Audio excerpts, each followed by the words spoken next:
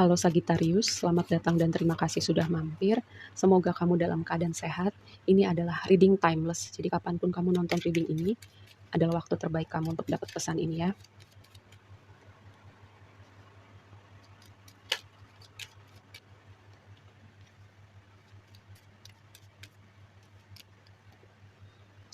Oke, ini temanya pertama gini, ada tema tentang kamu overthinking, kebanyakan mikir, bermain-main dengan skenario di kepala kamu, atau bisa juga gini, akan ada orang yang akan membantu kamu untuk berpikir, memikirkan tentang situasi, tentang sebuah problem atau sebuah keadaan yang kamu hadapin dan dia membantu kamu memberi solusi atau memberikan perspektif lainnya. Jadi orang ini akan membantu kamu berpikir. Ini kartu yang berbicara tentang perjalanan kamu ya menuju apapun itu yang mau kamu tuju. Mungkin gak selalu mulus, mungkin gak selalu seperti yang kamu harapkan, tapi ini sebuah reminder untuk kamu percaya sama mimpi kamu, untuk kamu tetap jalan terus, dan sebuah sinyal bahwa pada saatnya nanti divine timing kamu akan sampai di puncak ya. Ada sebuah sebuah hal yang perlu kamu pahamin dengan perjalanan kamu atau melihat perspektif yang berbeda tentang sesuatu hal di hidup kamu, kayak melihat gambaran besar gitu, kayak melihat kepingan-kepingan puzzle yang nyatu. Jadi kamu bisa melihat sebenarnya ada apa di balik ini semua. Ini mungkin agak agak misterius ya pesannya, tapi semoga kamu bisa memahami, bisa resonate atau kayak setidaknya ada sesuatu yang menggelitik gitu di dalam hati kamu. Oke, yang berikutnya ini tentang cakra kelima, itu cakra tenggorokan, cakra yang berbicara kayak speaking your truth gitu. Um, ini sebuah kartu yang akan jadi reminder buat kamu, misalnya gini, kalau kamu nggak menunjukkan diri kamu seutuhnya kepada dunia, ada part dalam diri kamu yang kamu filter, yang kamu apa ya, kamu sembunyikan karena mungkin kamu takut berbeda, kamu khawatir dengan penilaian orang, apa kata orang tentang apa yang kamu pikirkan, tentang apa yang kamu yakinin, atau kayak kamu nggak mau berbeda pendapat sama orang lain gitu. Ini sebuah reminder ya. Contohnya gini, misalnya kamu lagi diskusi apa gitu sama teman-teman kamu. Contoh aja, eee, teman-teman kamu lagi diskusi tentang bumi datar atau bumi bulat gitu. Misalnya teman-teman kamu semuanya setuju bumi bulat, terus kamu sendiri kayak penganut bumi datar. Ini contoh aja ya. Tapi kamu nggak mengatakan itu kepada teman-teman kamu karena itu tadi kamu nggak mau berbeda gitu. Tapi gini, kan sebenarnya itu pendapat pribadi ya sesuai keyakinan masing-masing dan kamu atau mereka nggak bisa saling mengubah perspektif gitu, dan kalau kamu menurut kamu mereka akan berubah gitu sama kamu, kalau kamu nunjukin part diri kamu mungkin tempat mereka bukan di hidup kamu gitu ya. Eee, Temen yang sesungguhnya itu kayak menerima perbedaan pendapat gitu, menerima perbedaan keyakinan, menerima kalau kamu punya ekspresi yang unik sebagai individu. Dan ini nggak cuma berlaku dalam konteks pertemanan ya, bisa jadi kamu memfilter diri kamu di dalam hubungan romantis kamu atau ketika kamu lagi deket, lagi kayak pendekatan gitu sama seseorang atau kamu lagi dideketin seseorang gitu. Jadi kamu itu sangat wajar gitu. Ketika kita baru kenal seseorang dalam konteks hubungan romantis ya, terus kita mau menampilkan sisi yang terbaik. Jadi kayak part-part diri kita banyak yang kita tutupin gitu. Itu wajar kalau baru awal-awal, tapi kalau misalnya seterusnya kita menutupi banyak part diri kita yang kita tutupin, capek nggak sih? Ya, capek nggak sih? Terus ada sebuah pesan juga untuk beristirahat, bermeditasi. Dan apa ya, dengan kontemplasi ini aku melihat bahwa kayak ada suatu hal yang perlu kamu renungkan gitu, benar-benar kamu renungkan signifikansinya di hidup kamu.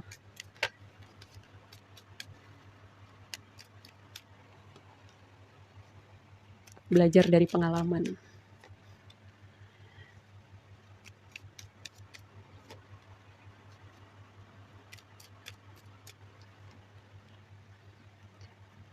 Kan ini kayak sesuatu yang signifikan dengan hubungan kamu dan orang-orang di sekitar kamu.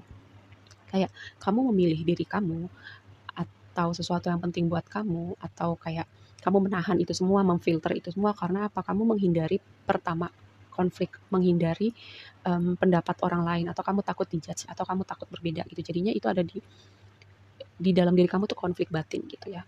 Bisa jadi kayak ini reading ini yang membantu kamu melihat perspektif lain atau akan ada orang nantinya yang akan membantu kamu melihat sebuah perspektif lain, terutama yang berhubungan dengan hal ini, yang berhubungan dengan kamu banyak memfilter diri kamu atau nggak menunjukkan semua part diri kamu kepada dunia, atau bisa jadi filternya itu berhubungan dengan uh, persona kamu di dunia media sosial ya. Mungkin kamu ingin memberi impresi pada orang-orang tertentu. Ini mungkin buat semuanya ya, bukan buat semuanya, tapi ada yang perlu mendengar hal ini. tunjukkan diri kamu yang sesungguhnya kepada dunia tanpa perlu khawatir. Karena capek gitu, ada yang capek gitu. Nih, Moon, kartu ini pertama berbicara tentang kekuatan tersembunyi di balik layar yang akan sepertinya tidak terlihat mata, tapi ini tangan-tangan di balik layar ini, tangan semesta, tangan Tuhan sedang mengarahkan jalan kamu ke suatu tempat ya. Mengarahkan perjalanan kamu ke suatu tempat yang mau kamu tuju, mengirimkan orang-orang tertentu, membawa kamu di suatu tempat tertentu, di waktu tertentu. Itu yang pertama. Lalu yang kedua, lihat rasa takut kamu itu akarnya dari mana. Sebuah pesan untuk membereskan rasa takut kamu supaya apa, ke depannya kamu nggak perlu dibayang-bayangin lagi sama hal itu. Nih, yang jadi blessing kamu adalah Nine of Wands ini yang tadi aku bilang belajar dari pengalaman. Pertama, belajar dari pengalaman karena aku mendapatkan vibe bahwa ada yang capek dengan dinamika hubungan kamu dan orang-orang di sekitar kamu dengan part diri kamu yang tidak kamu tunjukkan kepada dunia. Ya, kamu belajar melihat dari masa lalu gitu. Pertama, kamu capek atau enggak. Kedua, signifikansinya hal itu dalam hubungan kamu. Lalu yang berikutnya dengan Nine of Wands. Jadi blessing kamu ya. Kalau selama ini ada kondisi tantangan tertentu di hidup kamu, ya dengan kartu ini tuh aku melihat ada suatu perjalanan tantangan yang signifikan gitu, kayak ada riak-riak bumbu-bumbu kehidupan, kesulitan, tantangan, tapi itu bukan sesuatu yang permanen ya, lebih kepada um, memberi warna di hidup kamu atau kamu perlu belajar sesuatu dari hal itu. Itu tadi, tantangan itu nggak permanen dan sebagai blessing kamu akan keluar dari situasi ini, apapun konteksnya ya, tantangan, kesulitan, um, halangan-halangan tertentu atau mungkin ada kondisi tertentu yang nyebelin buat kamu akan keluar dari situasi itu. Dan sebagian dari kamu ini adalah momen dimana kamu perlu fokus sama diri kamu sendiri dulu deh. Fokus pengembangan diri kamu, fokus membuat diri kamu happy, mereward diri kamu, membahagiakan diri kamu, memprioritaskan diri kamu dengan Nine of Wands di sini ya. Yang jadi tantangannya adalah Eight of Wands. Eight of Wands ini adalah energi yang bergerak cepat gitu. Bisa jadi ya kalau kamu gini, karena Eight of Wands ini adalah kartu yang berbicara tentang kesempatan bertemu dengan kesiapan gitu.